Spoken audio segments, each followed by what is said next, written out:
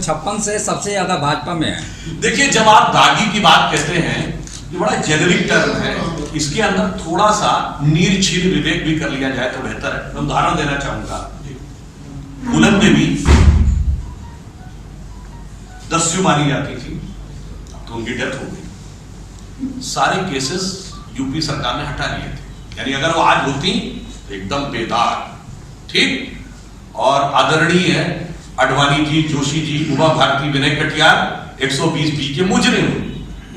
तो ये भी आप देखिए ना, जब राज्यों के पास जैसे अधिकार हैं तो उसका कैसे, इसलिए जब आप दागी बात कहें तो उतना जनरल नहीं। देखिए किस प्रकार का आरोप, भ्रष्टाचार का आरोप है या राजनीतिक आंदोलन क्या है?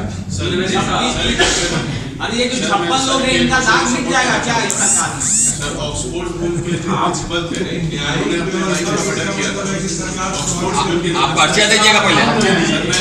स्टूडेंट्स को नहीं दे पाते। नहीं, आप बैठिए, प्रेस वार्ता है। प्रेस वार्ता। बैठिए, बैठिए आप। कैसे वाली पार्टी को जी सरकार ने अभी चुनाव की रैली कर रहे हैं, आप मानते हैं कि आज सुपरस्वाद वाली पार्टी नहीं है? देखिए, मैं एक बात कहना चाहता हूं, किसी के नेता के परिवार के किसी व्यक्ति को उस क्षेत्र में प्रवेश ही नहीं दिया जाएगा, हम तो नहीं लग सकते। वंश और वंशवाद में क्या अंतर है? वंशवाद जानते क्या होता है? आज भारतीय जनता पार्टी के अध्यक्ष श्री अमित शाह जी हैं, इससे पहले कौन था? राजनाथ सिंह जी थे, उससे पहले कौन था? नितिन गडकरी जी थे, उससे पहले अडवाणी जी, वेंकैया जी वगैरह वगैरह। इस पूरे 20 साल में कांग्रेस का अध्यक्ष कौन था?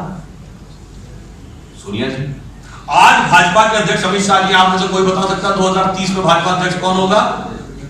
नहीं, मगर आप दावे के साथ कह सकते हैं कि 2030 में कांग्रेस का अध्यक्ष राहुल गांधी जी, सोनिया गांधी जी अथवा उनके परिवार का होगा। वंशवाद इसे कहते हैं। एक पार्टी का अध्यक्ष त्याग पत्र देता है, उसके बाद लंबी मैराथन बैठक चलती है, और उसके बाद क्या होता है? एक हिंदी कहावत है, अंधा बाटे रेवड़ी पुनी पुनी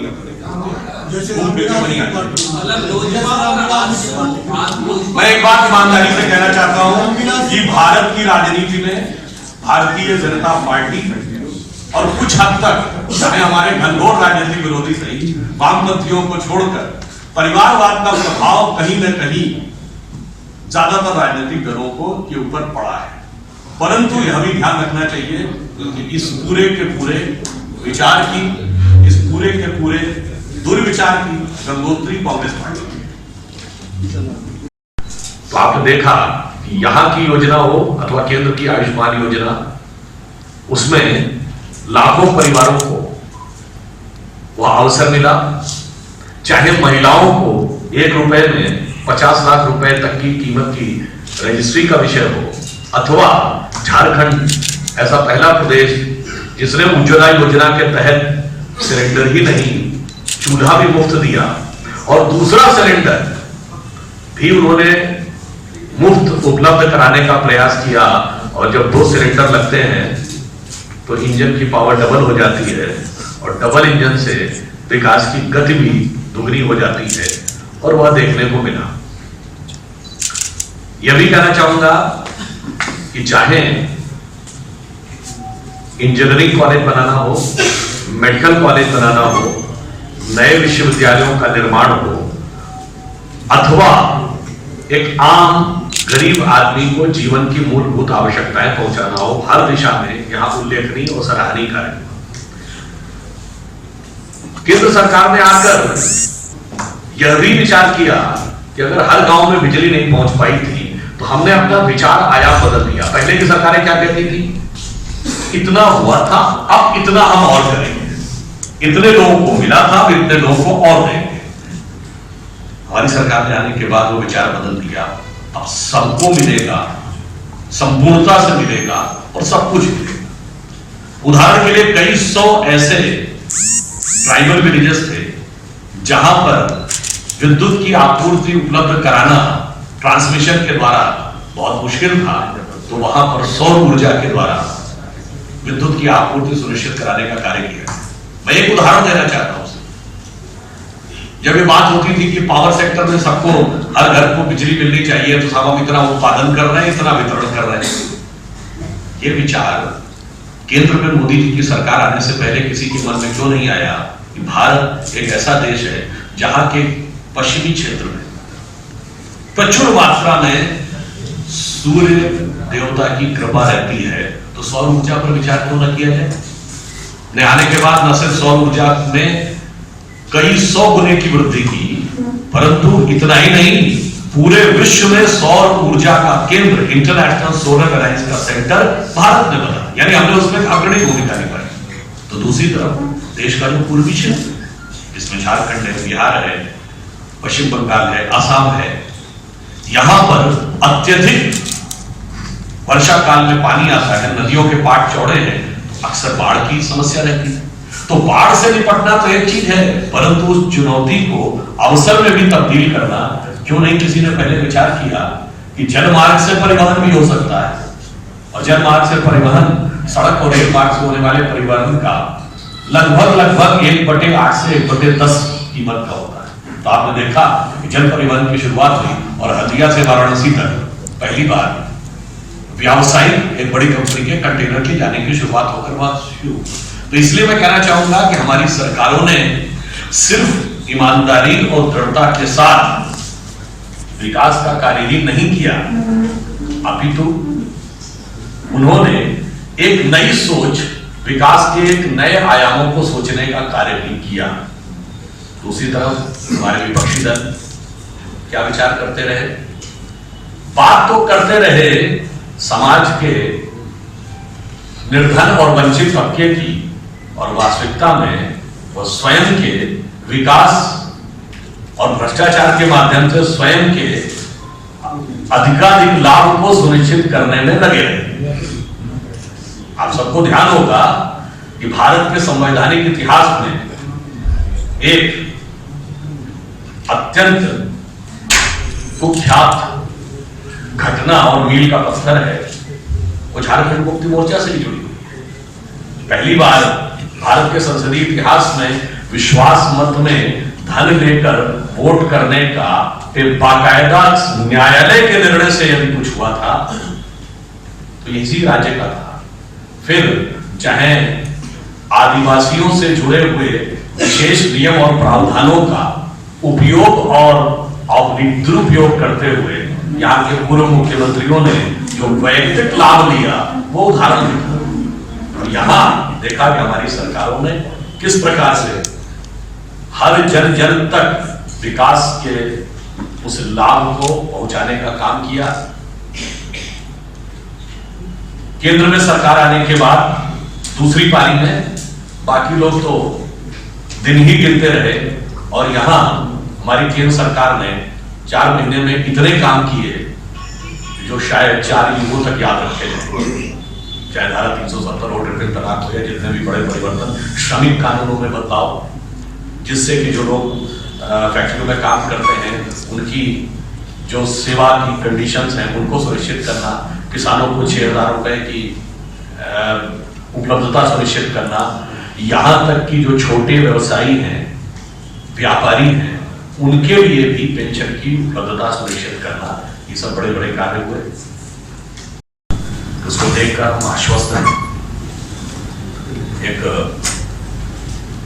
रामचरितमानस की बड़ी प्रसिद्ध उक्ति है, विपक्ष चाहे जितना तक वितर्क कर ले, मुझे लगता है कि झारखंड की जनता ने मन बना लिया, परिणाम सुनिश्चित है।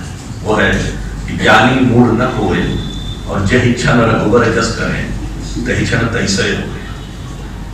तो उन्हीं रघुवर के दास, हमारे रघुवर दास जी ने अपना क्षण क्षण लगाकर वह कार्य किया है कि विकास काहे ना हो।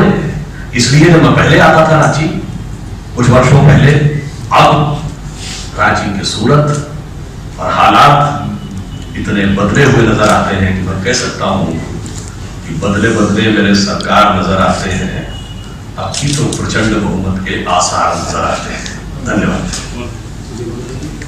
दो बातें महत्वपूर्ण जो कही, केवल एक आग्रह है, अपना परिचय दे करके प्रश्न बताएंगे। मधुकर आनंद मेरा नाम हुआ। मधुकर जी एक सेकंड, मैं भी जरा 2 बात माननीय सुधांशु त्रिवेदी जी ने कही है उसमें मैं दो बात जोड़ना चाहता हूँ।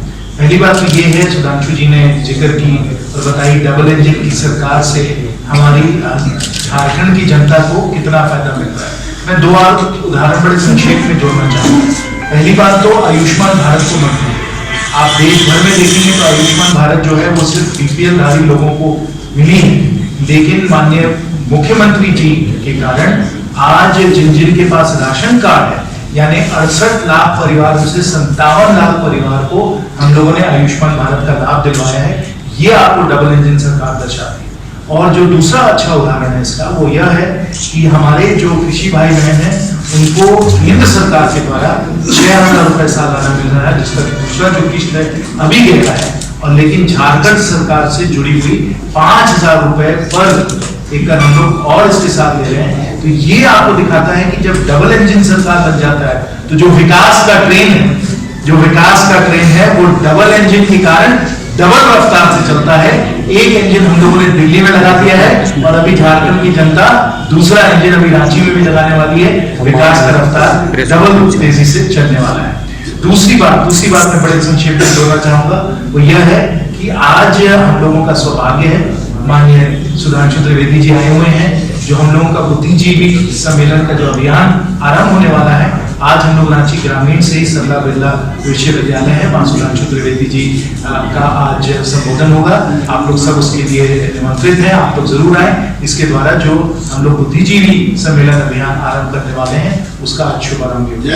आप ही दे दीजिए सवाल का, आप ही दे दीजिए। डबल इंजन की सरकार, ईमानदार विकास, सारी चीजों के बीच क्या आप लोगों को जानकारी है कि अभी के कैबिनेट मंत्री अपने ठेकेदार से पीसी मांगते हैं और ऑडियो और सब कुछ वायरल होता है? आखिर ऐसे हालात क्यों आते हैं? भ्रष्टाचार जब नहीं रुकेगा तो विकास क्या हुआ, शासन क्या हुआ, व्यवस्था क्या रही? इसका जवाब देखिए ये है कि अगर कहीं भी भ्रष्टाचार हुआ है, माननीय मुख्यमंत्री जी ने कहा है कि सख्ती से उस पर कार्रवाई होगी और जिस पे भी आरोप लगेंगे उस पर पूरी जांच होगी। तो जो आप लोग बता रहे हैं, जो घटनाएं हुई हैं उस पर जरूर जांच होगी और जो भी कैबिनेट मंत्री जो भी इसमें लोगों ने गलत काम किया है, चाहे वो केंद्र सरकार हो या हमारे प्रदेशों की सरकार हो, सब जगह सख्ती से कार्रवाई। सुधांशु जी से मेरा सवाल होगा, आप लगातार कह रहे हैं विकास के रास्ते पर चल रहे हैं। आपके उत्तर प्रदेश में योगी सरकार ने 25,000 होमगार्ड को आज बेरोजगार कर दिया, क्या करेंगे? देखिए, जो नौकरियों का विषय, होमगार्ड का विषय था, इसमें जो तकनीकी और वैधानिक पक्ष है उसके विषय पे उत्तर प्रदेश सरकार उसका उत्तर देगी। परंतु उत्तर प्रदेश सरकार में आने के बाद याद करिए, लगभग 98% किसानों का, छोटे और मध्यम किसान, स्मॉल एंड मार्जिनल फार्मर्स, उनका प्रोविजन माफ किया। उत्तर प्रदेश में सरकार आने के बाद वो दौर याद करिए जब पुलिस वालों पर अटैक होता था और ऐसी छोटी मोटी घटना नहीं, 1 दर्जन पुलिस अधिकारी मारे गए थे, शहीद हुए थे और 100 से ऊपर पुलिस पर अटैक की घटना। आज क्या सुनने में आता है कि अपराधी कहते हैं कि पुलिस ज्यादा पीछे पड़ी। चलिए, आप योगी सरकार को फुल मार्क्स दे रहे हैं। झारखंड में जो परिस्थितियां उसकी भी मैं चर्चा चाहूंगा और आपसे जवाब चाहूंगा। झारखंड में 81,000 सेविका सहायिका पिछले कई महीनों से आंदोलनरत है। जो आंगनबाड़ी केंद्र है वो बंद, कई राजस्व कर्मी हड़ताल पर है, पारा शिक्षक हड़ताल पर है। कैसे आप दावा कर रहे हैं कि प्रचंड बहुमत आएगा? देखिए, झारखंड में रहते हुए 1 लाख नौकरियां दी हुई हैं, बाकी अन्य कई हजार प्रोसेस में हैं। अगर आप देखें तो जो केंद्र की योजनाएं थी, मुद्रा योजना के चलते हुए कई लाख लोगों को रोजगार के नए अवसर भी मिले हैं। छोटा सा भी एक और काटा आपको बताता हूं जिसमें कोई किंतु परंतु की संभावना नहीं है। देखिए, जब विकास आगे बढ़ता है, उदाहरण के लिए बता रहा हूं, टेक्सटाइल है। अब टेक्सटाइल तो बाहर से बड़ी बड़ी कंपनियों से बन के आता था। स्कूल में कुर्सी मेज बनती हैं, तो बड़ी बड़ी कंपनियां टेंडर करती थी, लंबा लंबा पैसा देती थी। हमारी सरकार ने निर्णय लिया कि स्थानीय स्तर पर जो हमारे कामगार हैं उन्होंने लगभग आधे पैसे में वो काम उसी गुणवत्ता के साथ किया, सृजन हुआ। टेक्सटाइल में आज आप जाइए, पहले होता था मशीनों से बना हुआ, अब आप जाइए दिल्ली बंबई जैसे बड़े शहरों में तो क्या होता है, हैंड वुवन है। अगर हैंड वुवन है तो हमारी सरकार ने यहाँ झारखंड में शुरू किया, भाई वही स्कूल की ड्रेसेस हैंड वुवन क्यों नहीं होनी चाहिए, रोजगार भी सृजित हुआ, यहाँ पर ही आपको नए अवसर भी मिले और प्रदेश का धन प्रदेश में ही रहा, वो घूमकर बड़े शहरों में होता हुआ बड़ी बड़ी कंपनियों के हाथ में नहीं गया।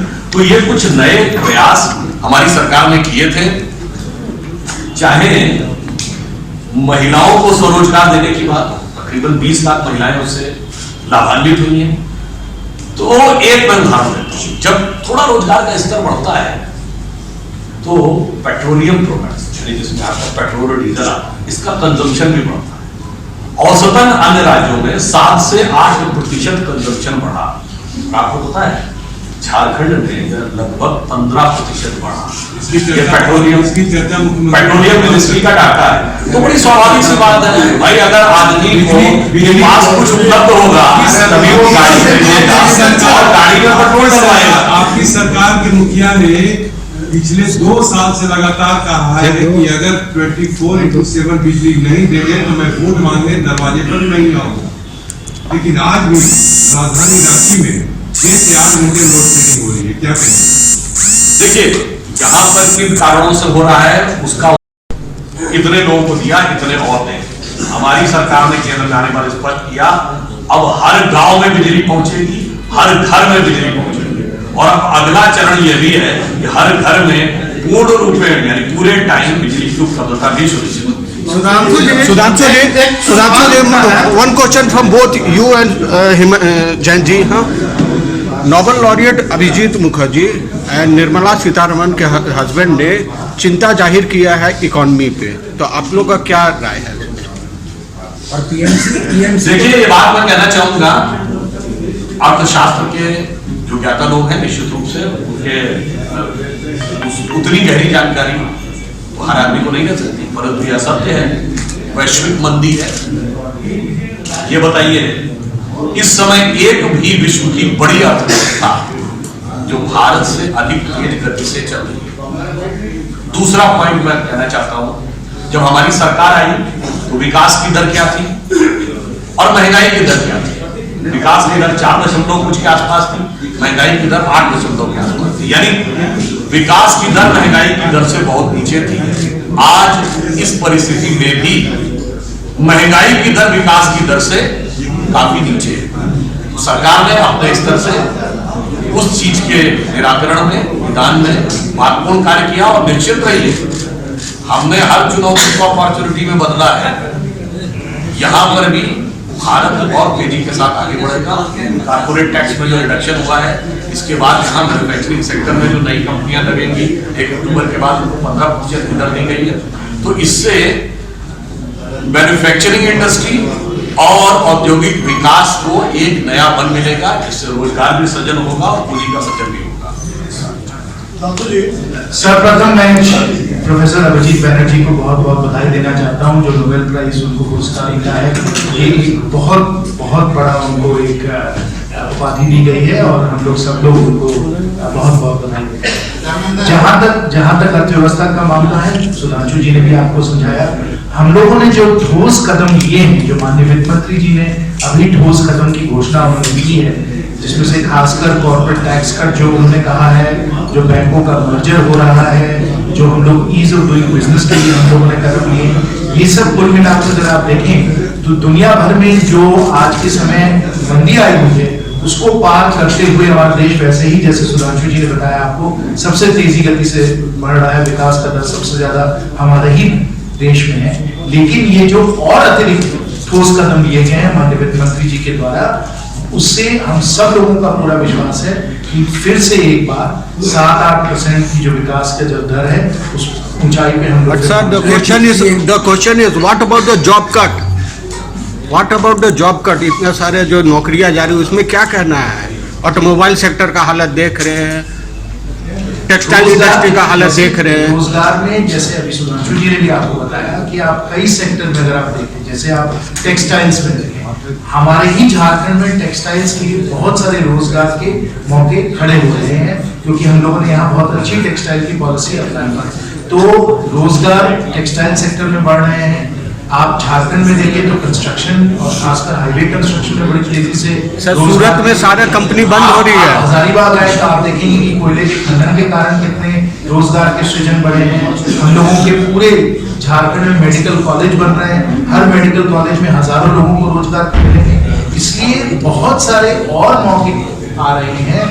मुद्रा लोन के द्वारा और सब जो हम लोगों ने जो सुधार के कदम लिए हैं, इसके द्वारा रोजगार के कदम बढ़ रहे हैं। सुधांशु जी एक सवाल आपसे है झारखंड के संदर्भ में मैं पूछना चाहता हूं। अभी आपने झारखंड मुक्ति मोर्चा के बारे में कहा कि वो रिश्वत कांड में संसद में दागी थे, लेकिन झारखंड में उसी जेएमएम के साथ में बीजेपी ने सरकार भी बनाई, तो ये आप सुविधा के अनुसार आप मैंने ये नहीं कहा कि वो दागी थे, मैंने कहा उन्होंने मील का पत्थर स्थापित किया, कहने का तो और मैंने यह भी कहा कि चलो एक बार किया था वहां तक तो समझ में आता था, उन्होंने बड़ा उसका व्याख्यान भी कर दिया था। अरे भाई उसके बाद पिछली सरकार जो थी जिसमें उनके सुपुत्र और पूर्व मुख्यमंत्री, उन्होंने जो ट्राइबल्स के लिए विशेष प्रावधान थे उसका भी प्रयोग करते हुए जो किया।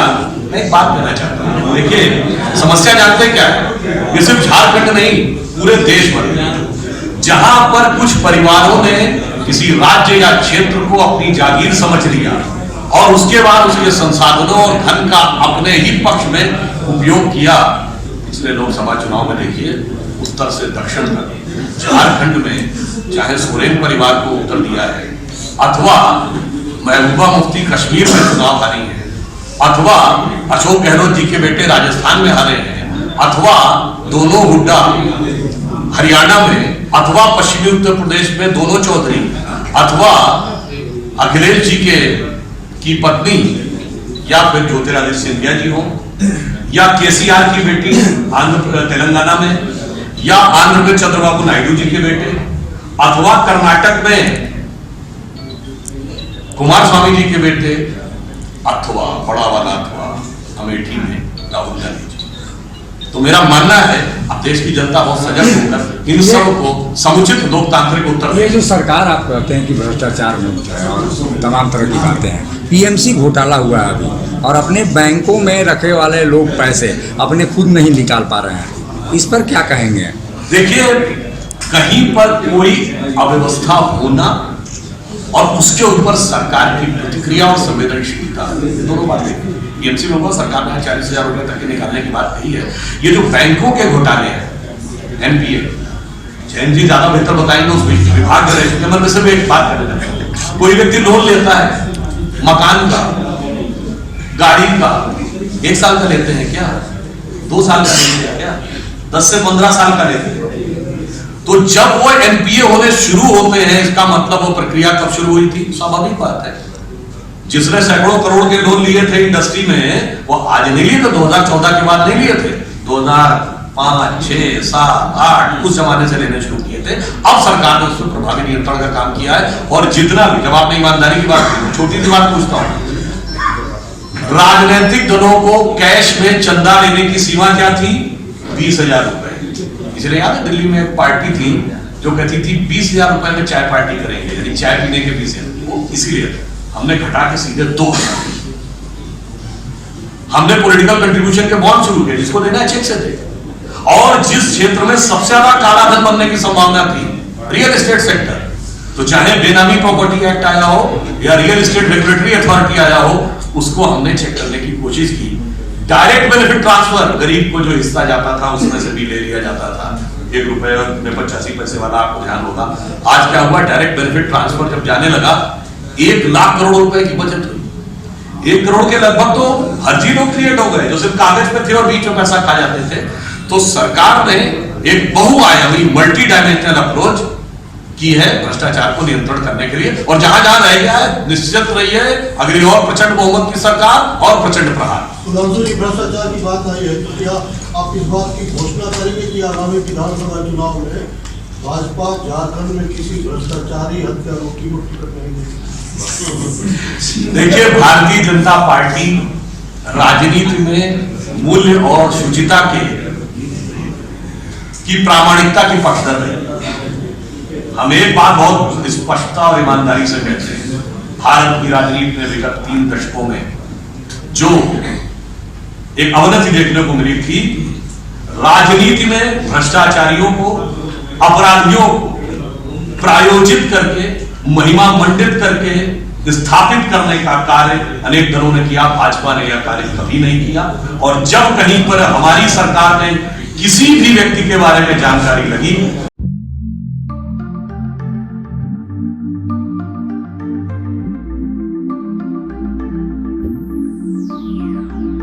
चलो चलते हैं। पर कहाँ? एक सरप्राइज है आपके लिए, थोड़ा सा वेट करो, बट चलो। Oh really? Yes. I like surprises, but make sure कि सरप्राइज अच्छा होना चाहिए। डोंट वरी डियर, ये बेस्ट सरप्राइज होगा अभी तक का। पापा मुझे भी सरप्राइज चाहिए। हाँ बेटा, ये सरप्राइज आपके लिए भी है, चलो।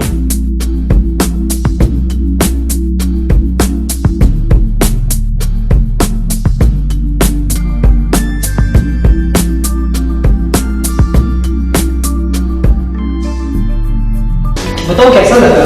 It's so beautiful, amazing. By the way, किसका घर है? ये हमारा पैनोरमा, हमारे सपनों का घर है। वाह, हमारे सपनों का घर है। पर क्या हम इसे अफोर्ड कर पाएंगे?